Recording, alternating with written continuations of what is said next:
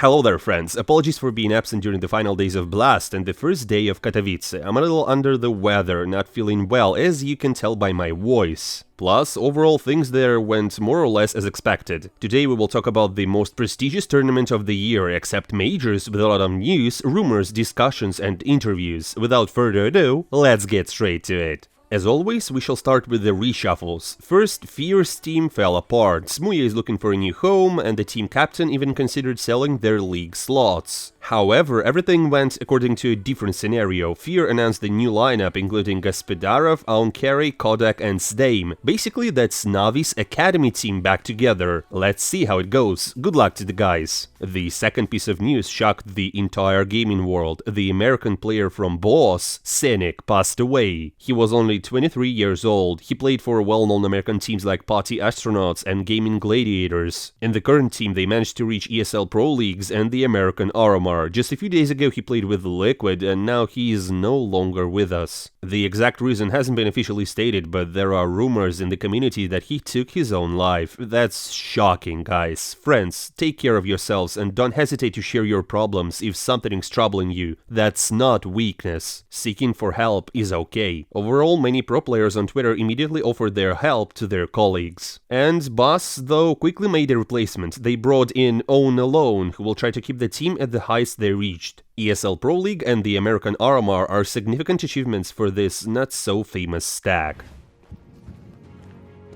Gonna go B? Hey, wait, stop. Why did my ping jump so high? It's over 200. Why now? Oh my god.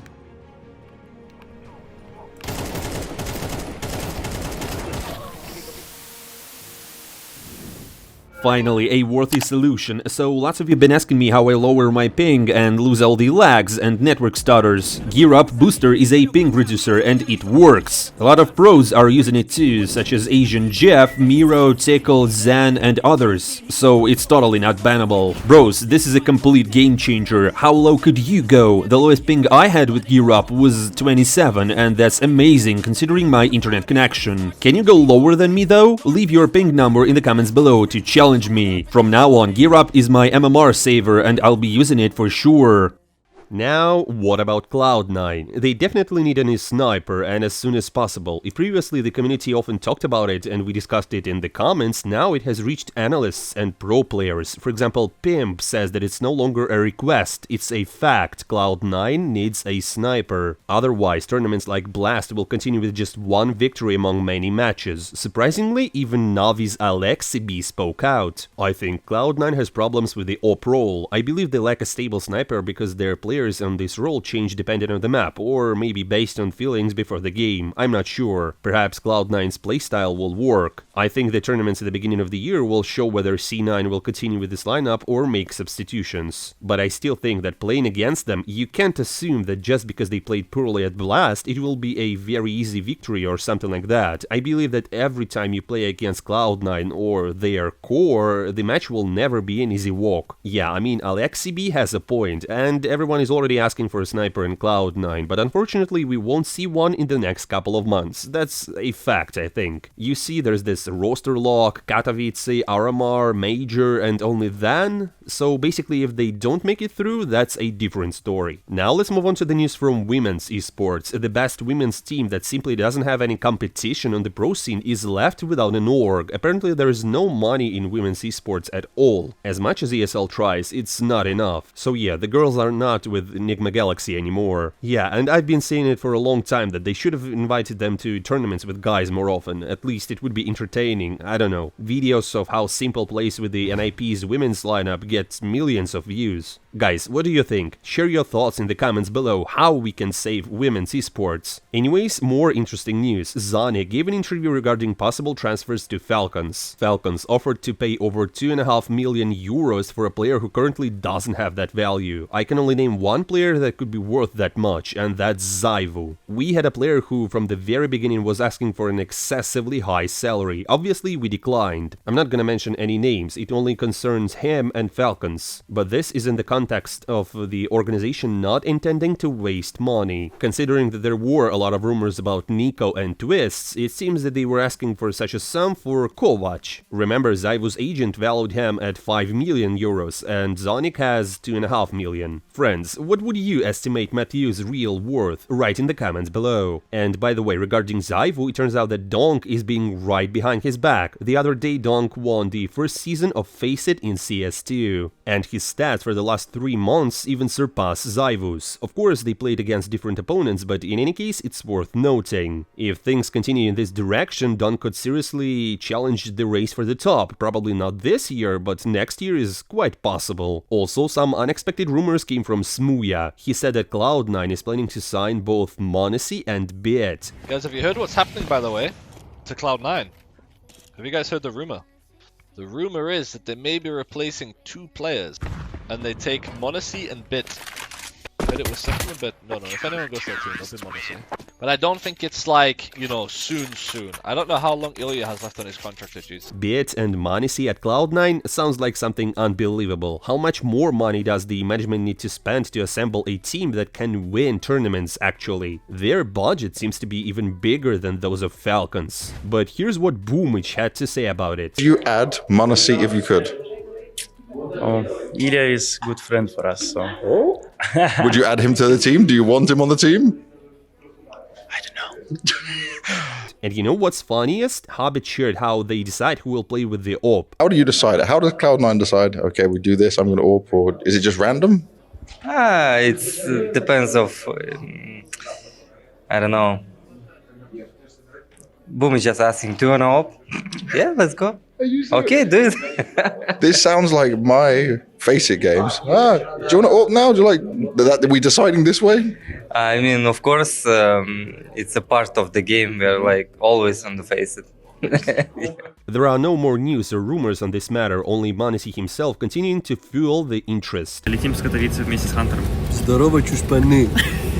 Also, the young sniper reacted to Boomich's clutch. Learned any lessons? That's my captain. He later edited the message and removed the word my, but the internet remembers everything. This young baiter fills the entire info space with just one message. You know guys, this meme is already getting out of control. I think Cloud9's management will buy Monesy or Simple eventually just to finally put an end to all these discussions. And how they started Katowice is a separate conversation, but we'll get to that. Now let's talk about the results of Blast. I didn't make separate reviews for the last 2 days. Firstly, Katowice is ahead and I need to conserve my energy and restore my health, you know, and secondly, out of 8 teams, a whooping 6 advanced to the finals. So, you know, these matches didn't have any significance, except maybe to discuss the main underachievers. And they turned out to be BIG and Liquid. All others advanced to the finals. That's Vitality, Navi, FaZe, VP, Astralis and G2. Overall guys, now is better to talk about IEM Katowice because it's currently ongoing. The tournament is much more important, more entertaining, and there are no lower or upper brackets. So finally, let's move on to IEM Katowice. According to HLTV, this is the 3rd huge tournament of the year, after the majors of course. So in theory, all these blasts were just warm-ups before the real Battle of Titans. We've already seen in what form teams are after the break, who has problems and who's doing great. So let's start with the initial stage of Katowice. Teams with the major roster changes or low ESL points have to play in the play-in. Other top teams are already in the main stage. The system is as always, 2 wins you move on, 2 losses you're out. The first games are best of 1, next best of 3. I think it's all clear, let's move to the matches. The gaming day was opened by BB and Eternal Fire. Turks have been in good shape lately, solidifying in the top 20 and qualifying for the RMR with a 3-0 score, notably beating Mouse Sports in the last match. And Centaurus is performing just like in the good old days, so BB, you should be careful. And you know what? Nafani and his teammates just didn't offer any resistance at all. They won 1 round with a large portion of luck and that was it. Wikadia could only probably go play an official match solo and end up with no worse score. Siren and Nafania with 4 frags each, Zorte had 1 more. Not surprisingly, with such a lopsided score, Eternal Fire won. The match turned out to be so boring that even HLTV admins didn't find any highlights on the match page. Also, I like the comparison of Team ratings, 1.75 for Eternal Fire and 0.38 for BB Team. The highest rated player on BB was Kayron with a stunning 0.50. The next game turned out to be much more interesting, Astralis versus Heroic. Heroic players who have not yet faced their former team in the new lineup played pretty well.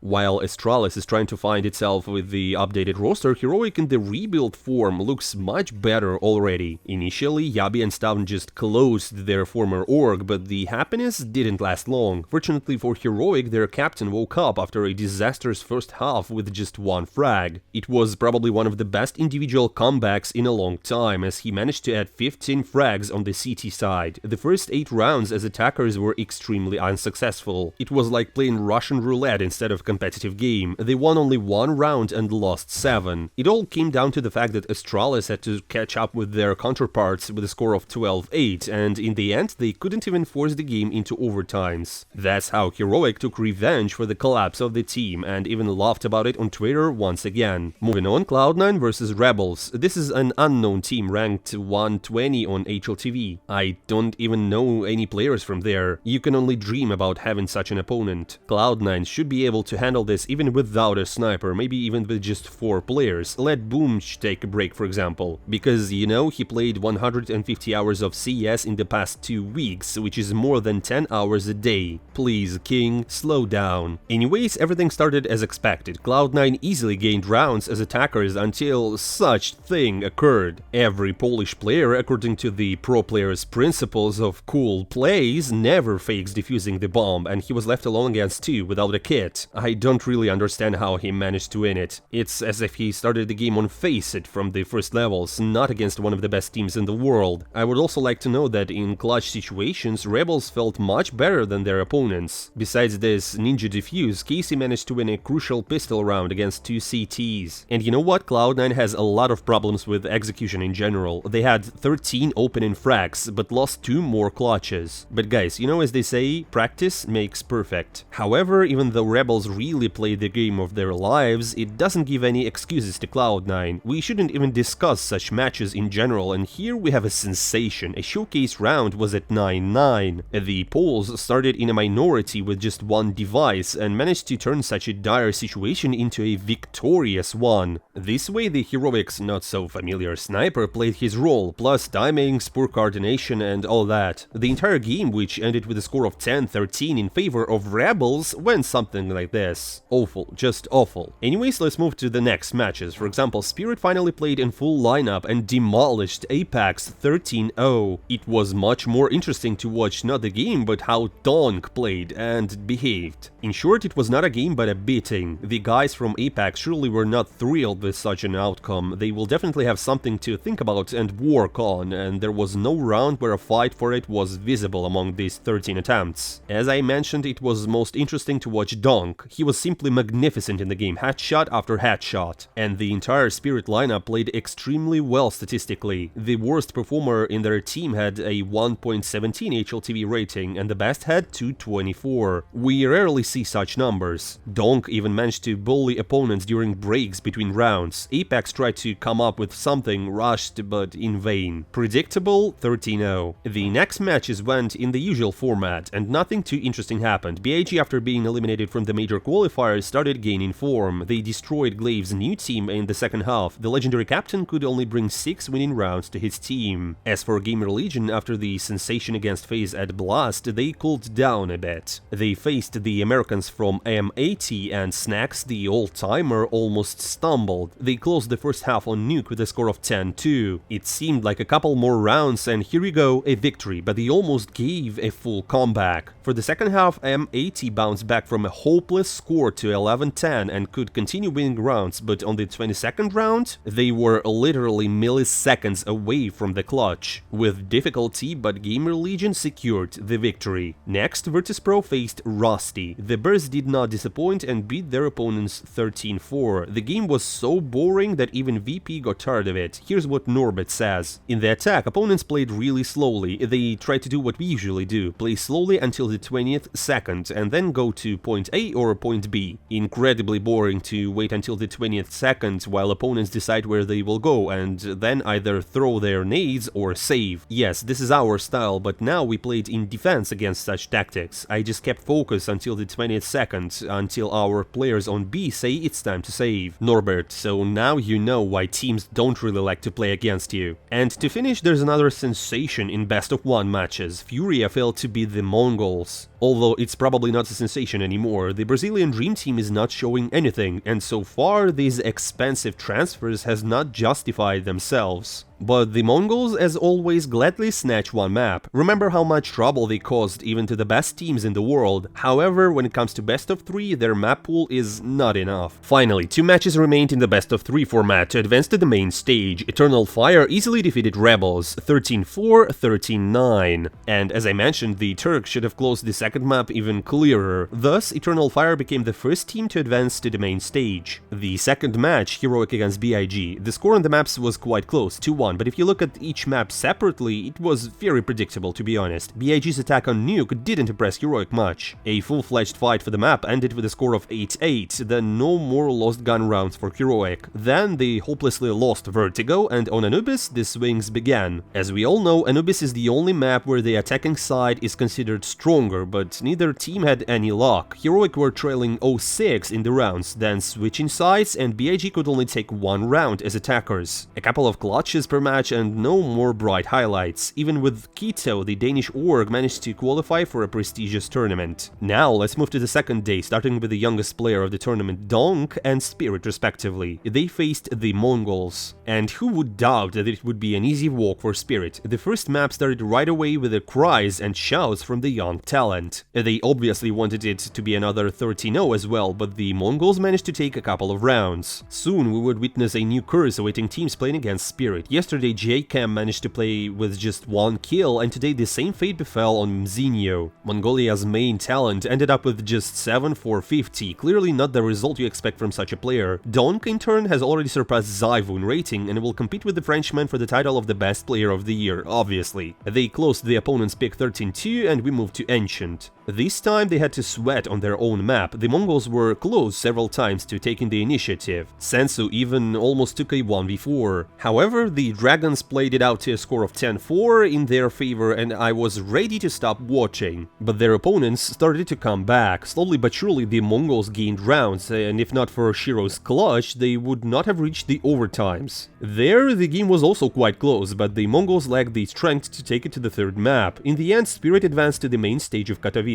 The match between Virtus.pro and Gamer Legion proceeded without any surprises. Gamer Legion remains an enigma, defeating FaZe one day and then getting eliminated from the tournament the next. For instance, consider their performance yesterday. They struggled against M80, but today they effortlessly defeated the Bears, a powerful 13-3 on their pick, quite impressive. A-Core, with a rating of 2.24, delivered an outstanding performance. However, their momentum came to a halt on Inferno, resulting in a 13-5 score. Snacks with 2-14 and A-Core with 6-14? Why? How? Yet, on the decisive overpass, they activated some extraordinary level, closing out Virtus.pro with a 7-3 lead in the first half and reaching 12-7 at one point. There's not much to show, guys. No highlights in the match against Virtus.pro, once again. You know, they wait until the last 20 seconds to either take the plant or go for the save. Additionally, Fame had a lackluster performance in the crucial match with a 4-15 score and less than a 0.3 KD ratio. Not the best match for the Bears, and they find themselves in the lower bracket. Meanwhile, Gamer Legion advances to the main stage of Katowice, a truly mysterious team. Now to the juiciest part of the episode, the highlight match of the day, BB Team versus Cloud9. A crucial one for both teams, and what would it be without trash talks, shouts, intrigues, and all that? On the first map, they were neck and neck, finishing the half at 6-6. The standout moment was Zerti's clutch at 4-3, saving his team from a collapse and intensifying the drama. Hobbit in turn stood out with an ace and impressive -4 in the last round. Abai, by the way, had an incredible 50 frags in this match, not in regular time of course, but even in overtimes. No one has achieved such numbers before. A very exciting map, but it's heartbreaking for Hobbit to lose such a game with such statistics. It ended 25-22 in favor of BB Team, and they moved to Cloud9's pick. On Anubis, there were fewer tense moments. The battle for the map unfolded only in the first half. For Electronic, by the way, everything went smoothly, achieving a 9 KD with 1 death and 9 frags. Cloud9 won their pick with a 13-6 score, very confidently. Ancient followed the script of Anubis with a 5-7 score in the first half. Siren, for example, wasn't himself, managing only 1 frag throughout the match. It seemed that BB guys got too nervous and consequently are out of the tournament, missing the main stage. However, the match was memorable for the banter and shouts and the drama. Boomich at the start of the third map expressed his desire to do bad things to the opponent's team, and then Cloud9's coach allowed his emotions to flow, something he had never done in my memories. Boomich just mentally destroyed Nefani. Nefani's teammate Chiron decided to encourage him, but unfortunately it didn't work. Electronic also threw a couple of gentle jabs, let's say so. In any case, there's content for the next year, you can check it out yourselves. I mean guys, they're intranslatable and I don't really think I should translate them.